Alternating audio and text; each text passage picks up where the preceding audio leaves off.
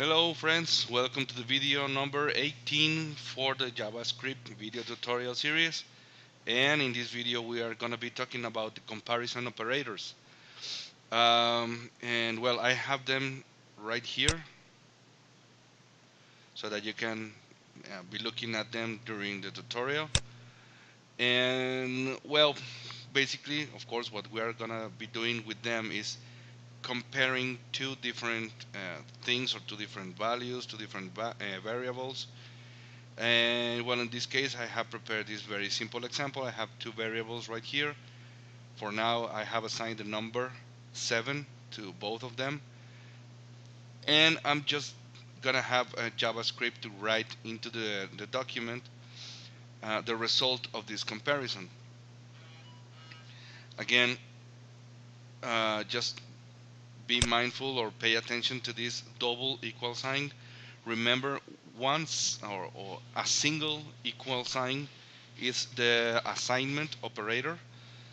So if we want to use the equality or the comparison for the equal between two quantities, we need to do a double equal sign. The triple equal sign, remember, we call it, or I call it, the strictly equal.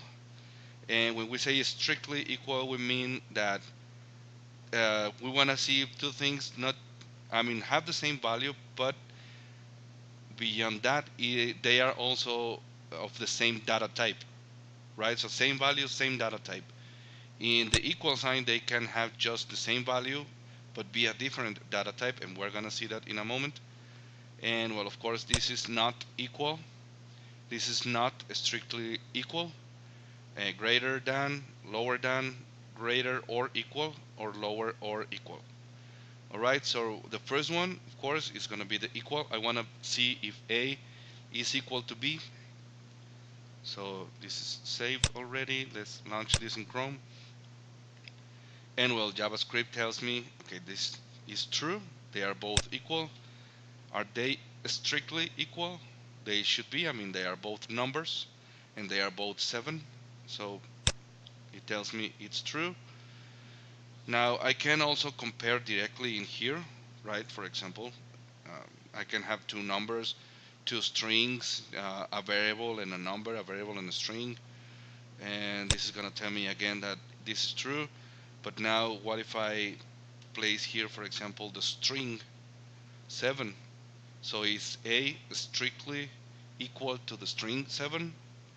Well, not. It's not, so it tells me it's false.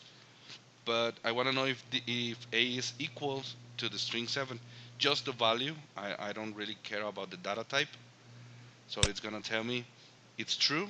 So yeah, this is a 7, even though it's not the string, but it's again the number 7. So JavaScript tells me this is true. Now I'm gonna go back to B, and let's change this to the number 10. So now it's A. Well, of course, this should be false, right? A or 7 is not 10, so I can ask JavaScript, okay, is A not B? Is 7 not 10? Well, this is true, right? So there it is, it's true. And well, of course, if they are not equal, they are not strictly equal. Now I want to know if 7 is greater than 10. Well, it's not, so it's false. It's lower than 10. Well, this is true. Whoops. Lower or equal. Well, this is gonna be true again. So what I'm gonna have to do here, for example, I'm gonna get back to 7. So is 7 lower than 7? No, it's not. Whoa, something's wrong with my mouse. There we go. So it's false. It's not lower than, it's actually equal. But I can ask, okay, it's lower or equal to? Well, yes, it's equal, so I get a true. Right, and of course I can say greater or equal, so it's still true. Now, what if I mess it up and I don't remember and I put like equals first equals greater than, then I get this weird thing. So it's not understanding what I'm trying to do. It's very important to do it in this exact sequence. I mean, the equal sign has to be on the right side. So first the lower or greater than sign and then the equals, so that it makes the comparison. And well, again, I don't need to use only numbers. For example, I want to see if the lowercase r and the uppercase r are what equals.